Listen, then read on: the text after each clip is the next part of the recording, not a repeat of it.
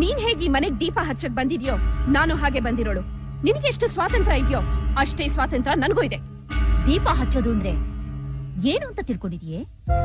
ಎಣ್ಣೆ ಸುರಿದು ಬತ್ತಿ ಹಾಕಿ ಕಡ್ಡಿಗಿರ್ಬಿಟ್ರೆ ದೀಪ ಹಚ್ಚದಂಗಲ್ಲ.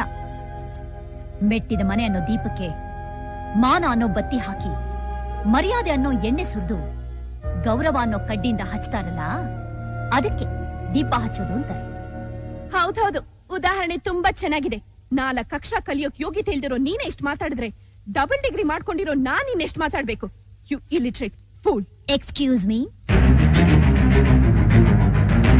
I'm not an illiterate person.